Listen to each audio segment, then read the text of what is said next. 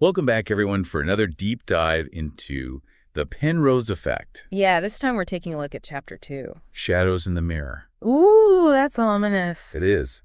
And if you remember, Oh, yeah. chapter 1 left us with our protagonist Right. kind of struggling with these fragmented memories. Yeah, he's got these unsettling feelings of deja vu. Yeah, something just feels off. Totally. And he's got these names swirling around in his head. Yeah, Prometheus. Hercules. They seem so significant, but he just can't grasp their meaning. It's like when you're trying to remember a dream. Yes. And it fades as soon as you wake up. Exactly.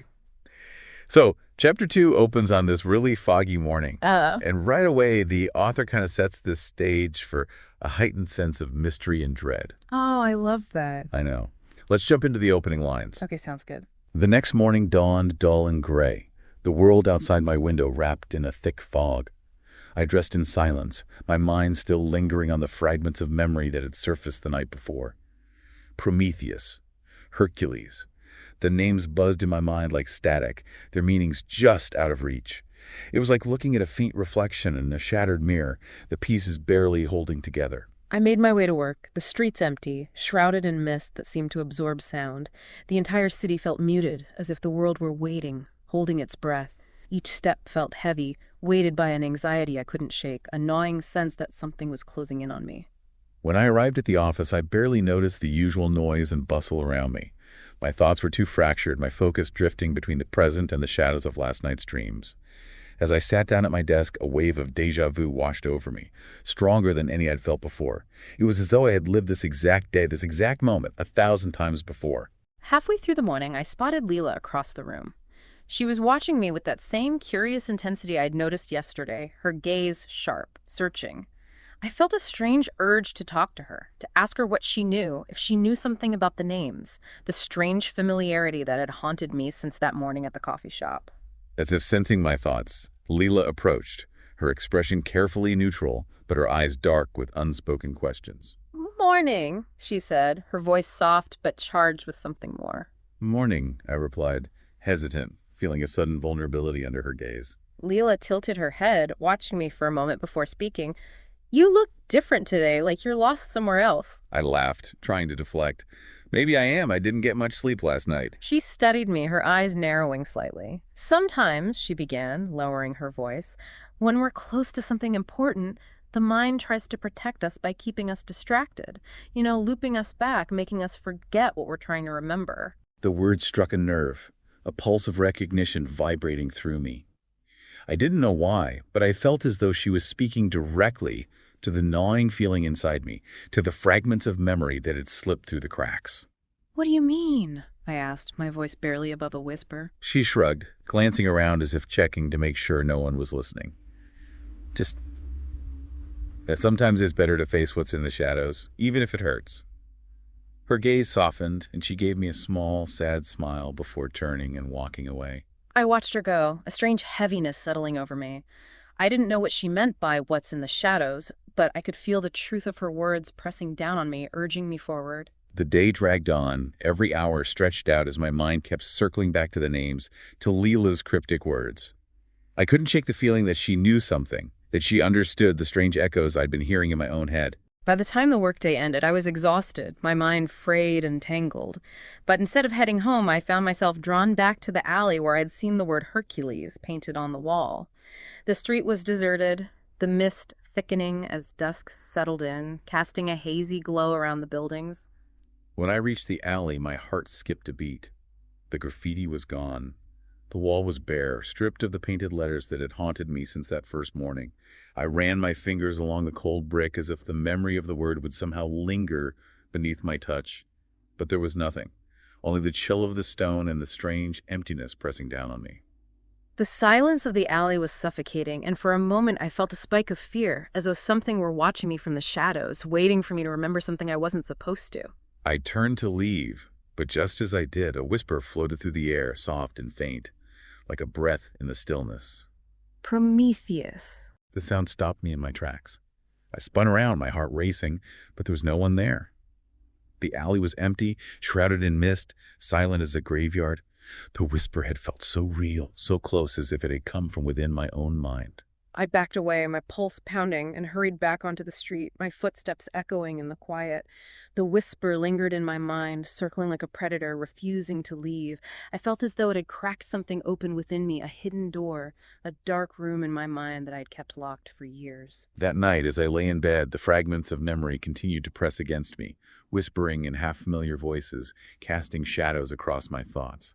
I closed my eyes, and the dreams came swiftly, dark and fragmented, blurring the line between reality and memory. In the dream, I was back in a sterile room, cold and clinical, the walls painted an unforgiving white.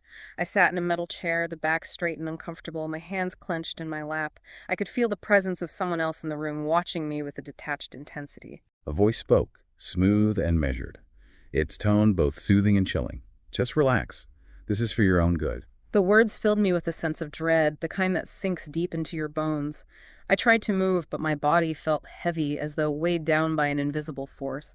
I glanced around, searching for the source of the voice, but all I could see were shadows, blurred shapes that flickered in and out of focus. And then I felt it, a hand on my shoulder, gentle but firm, as if to reassure me. I looked up and saw a face, half hidden in shadow, familiar but distorted, like looking into a cracked mirror.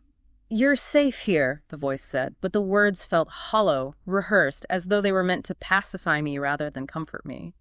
In the distance, I heard the faint hum of machines, the rhythmic beeping of monitors, each sound punctuated by a strange metallic echo. And then I felt a sharp prick on my arm, a cold sensation spreading through my veins, dulling my senses, making the world blur. I tried to fight it, to hold on to something real, something solid, but the memory slipped away, dissolving into darkness. The last thing I saw before I woke was the faint outline of a word scrawled on a piece of paper, barely legible but unmistakable. No, don't tell me. Prometheus. It's Prometheus again. I sat up in bed, gasping, my skin damp with sweat, the darkness of my room pressing down on me. The memory was gone, fading like mist, but the fear lingered, heavy and suffocating. I bet. I glanced around, half expecting to see shadows creeping toward me, but the room was empty, silent. I lay back, staring at the ceiling, my mind racing with fragments I couldn't piece together. I can't even imagine. Somewhere deep inside, I knew that what I had seen in my dream was real, a memory, not a fabrication. And that memory was something I had buried, something I had been made to forget. So he's being manipulated. I closed my eyes, the whisper from the alley drifting back to me, filling the silence with a haunting familiarity. It's creepy. Prometheus. I'm getting chills just hearing you read it. As I drifted back into a restless sleep, one thought clung to my mind, a question that pulsed with a quiet urgency. What else had I forgotten? What else had he forgotten? And that, dear listener, is where Chapter 2 leaves us on the edge of a razor, suspended between reality and the shadowy recesses of the protagonist's mind. Okay, wow. That was intense. Just reading those words aloud, like I can feel that tension and the unease building. It's like you're right there with the protagonist, like caught in this web of mystery and half-remembered truths. Right, you're just waiting for the other shoe to drop. Yes. So what jumps out at you the most about this chapter?